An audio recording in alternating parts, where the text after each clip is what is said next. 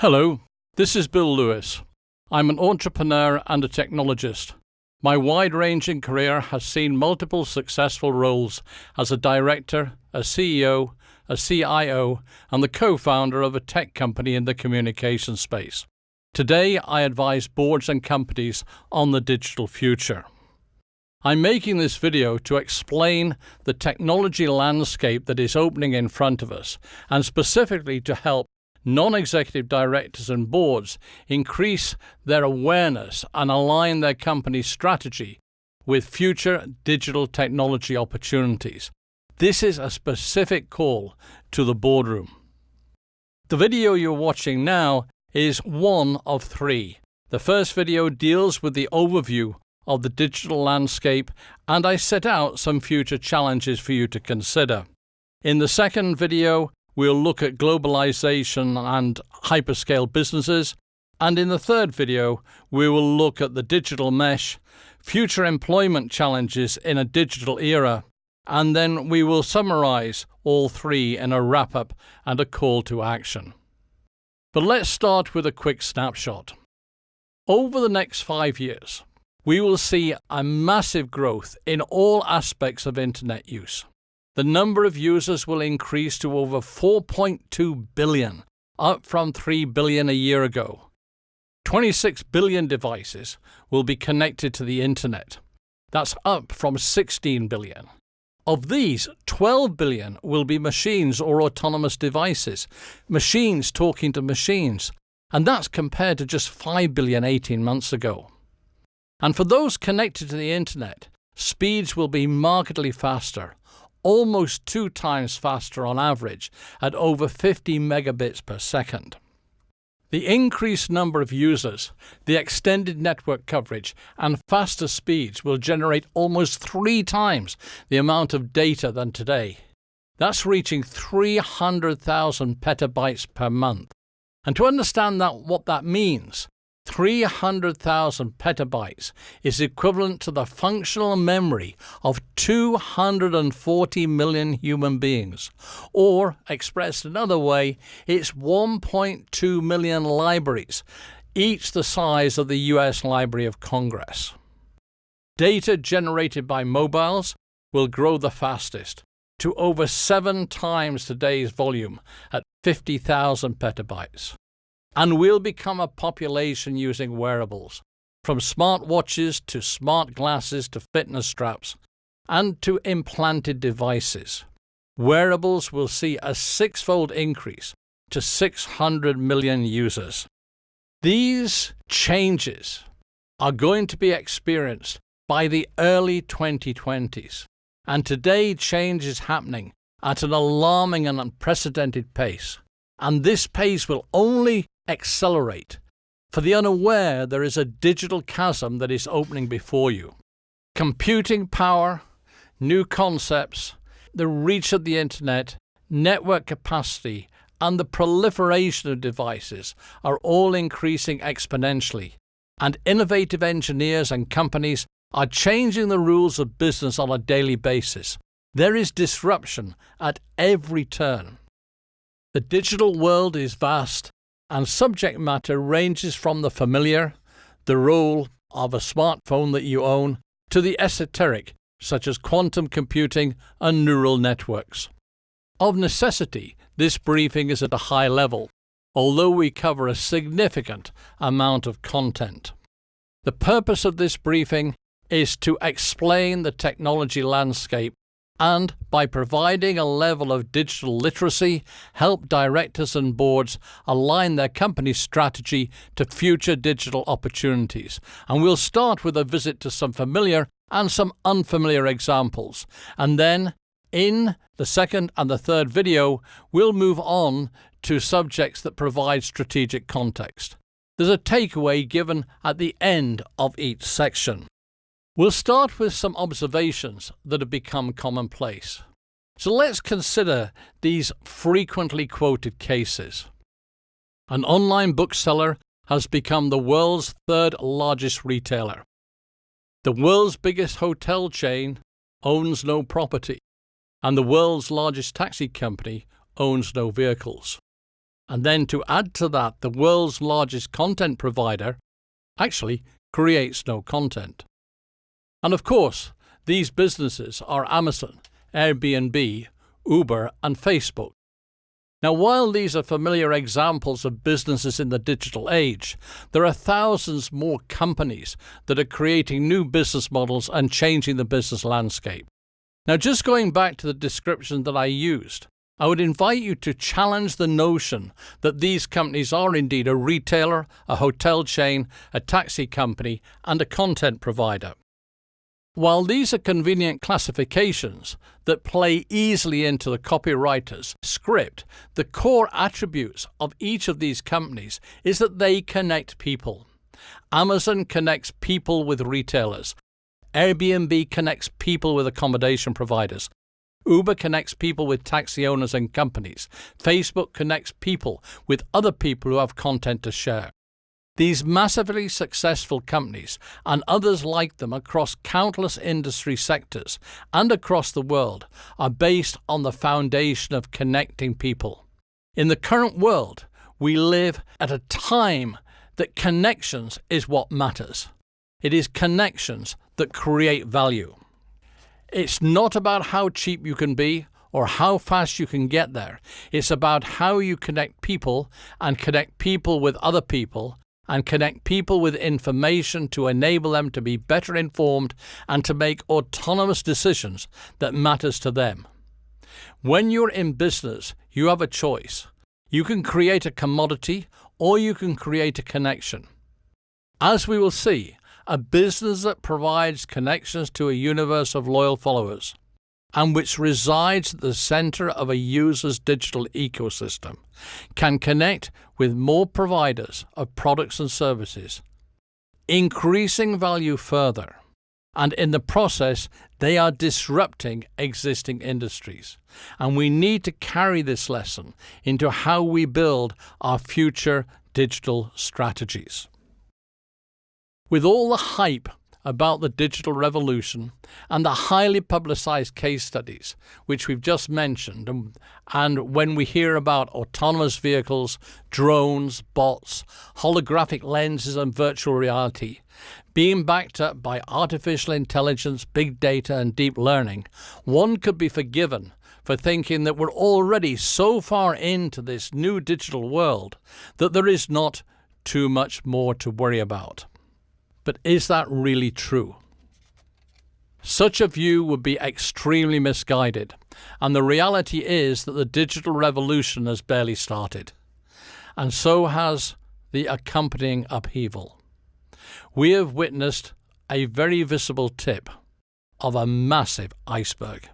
Over the next 3 to 5 years, much more will change, almost to the point of you having to suspend rational thought.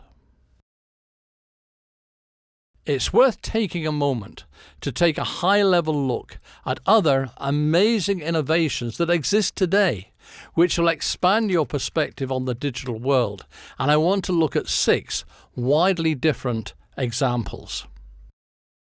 Designed by Chinese studio Archer Union, this robot built the undulating exterior of the Qishe Gallery in Shanghai. Digital tools were used to transform geometric data to digital fabrication data and instructions and intelligence for the robot. And the architects claimed that to build the brick wall with such precision would not have been possible without the robot. The robotic build technique is being explored for other buildings, and we're seeing the emergence also of 3D printed buildings in China, in Dubai, in Europe, and the USA. Taking technologies and apps from Amazon's Alexa, UK's Chirpy and Blipper, and Microsoft's Kinect, and add a dose of reality, we can completely redesign your dining experience today. So let's say you decide to go out for dinner. So you ask your voice-activated virtual assistant, Amazon Alexa or Google Home, to recommend a restaurant based on your culinary tastes and budget. You agree and you ask the virtual assistant to make a booking. It does so, and it also books your transport. An Uber or Uber lookalike arrives and whisks you off to the restaurant. You arrive, your confirmed reservation is already known to the staff, and when you walk through the restaurant door, you're walking into a familiar place. Your downloaded Cheerfy app told the restaurant your favorite table and the most appropriate food for your genetic profile. And this is also your 6th visit. The staff all know your name and your favorite cocktail. Facial recognition software confirmed you on arrival, and the app has already downloaded your profile to the staff's tablet or smartphone or devices. The menu appears as a virtual image above your table. You can choose your meal, and as you do so, the kitchen robot immediately responds. While you're waiting for your dessert course, you're entertained by a tabletop virtual reality version of the preparation of your food. During your meal, Kinect sensors had picked up your hand gestures that sent a request for more wine. And when you've finished eating, there is no waiting for the bill. You get up and leave, and you automatically pay with your meal from your phone as you walk from the door. Now, just as a sideline, investors have poured nearly $2.5 billion into restaurant technology globally since 2012. Changing industries. Boarding passes are history, as JetBlue Airways rolls out facial recognition technology at US airports. Photographed at self-check-in, a passenger's image is checked against photos on file with Customs and Border Protection. The carrier will allow passengers to be photographed at the gate instead of checking in with boarding passes. JetBlue will check those images against the passenger's passport or visa photos on file with Customs and Border Protection, and those with a match will be allowed to board. In China, similar face detection systems now authorize payments, provide access to buildings, and also to track down criminals. In July of this year, Taobao opened a complete staffless shop, similar to Amazon Go, and they opened it in Hangzhou. So now we see the face recognition technology being used by JetBlue, together with a range of other technologies, removing staff from a supermarket. And if we move on, in the movies, The Computer Wore Tennis Shoes and Johnny Mnemonic, computer implants gave stars superhuman memory capability. And 22 years later, Michigan University professors David Blau and David Wensloff have designed a millimeter-scale, ultra-low-power sensing system, which in reality is a full-blown computer. These computers, the size of a grain of rice, can be injected into the body through a syringe. These new devices are able to broadcast through the human body to an external receiver and are being used to monitor intraocular pressure in glaucoma patients and intracranial pressure in trauma victims. Also similar is a nanoscallop that swims through your blood and sends signals and data back to an external receiver.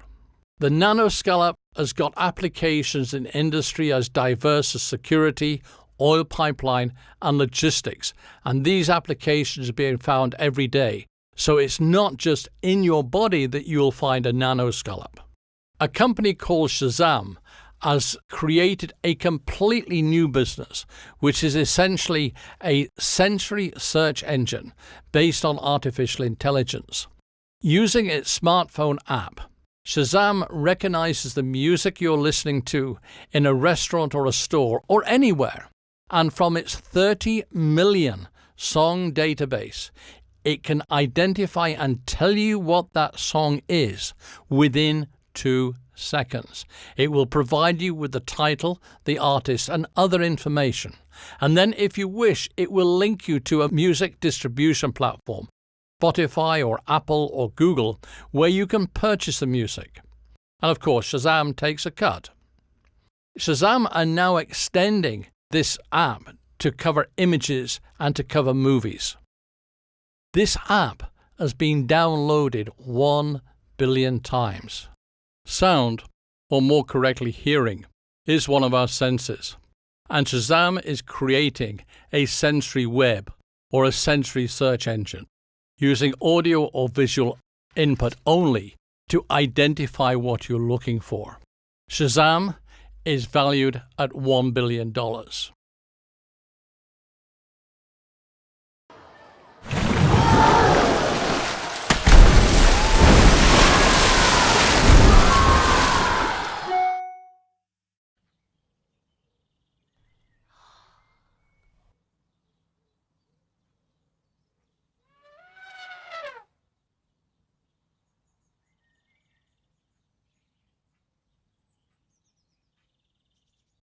What you've just seen is something which a company called Magic Leap is expecting you, students, and the population at large to experience in an education and in an entertainment environment within the next 5 years.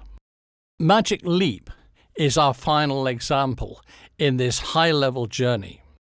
It's a US startup company that is working on head-mounted virtual retinal display, which will superimpose 3D computer-generated imagery over real-world objects, and then project a digital light field into the user's eye. Magic Leap is arguably at the forefront of augmented reality, and they are using something called digital light field, a technology that projects images directly into the eye so that it hits the retina. Whilst traditional augmented reality projects fire light at a surface which bounces back into the eye, Magic Leap will go directly onto the retina to trick the brain into thinking it's real. By creating a headset that projects directly onto the retina, there is no need for screens anymore. And since the resolution and the focus of the images are going to be as near real as possible, it is likely that no screen will ever compare. It also means everything can be adaptive, so the display suits the information. It's a clear bet that the future of augmented reality, or mixed reality as Magic Leap prefers to call it, is beyond our imagination today, but will dramatically change all our visual and audio and tactile experiences. Magic Leap's headset is like no other.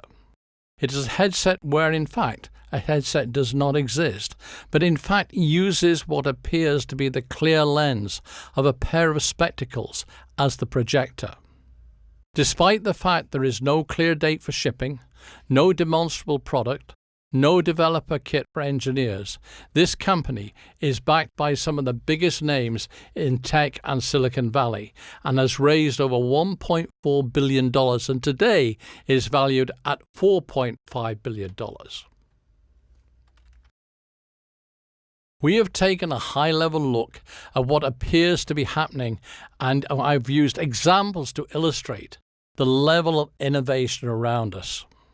We've seen high-profile cases where digital has created value in connections and spawned giant global businesses. A recent McKinsey survey showed that today, on average, digital penetration has only reached 37% of potential.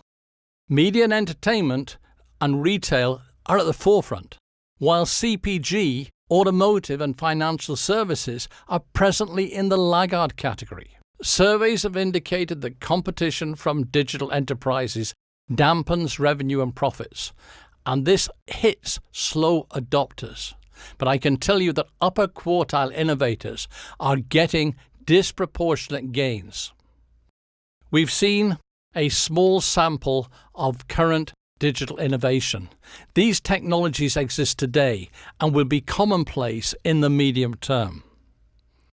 What is patently clear, irrespective of the industry or sector, digital companies embed themselves in the heart of the consumer and user's ecosystem.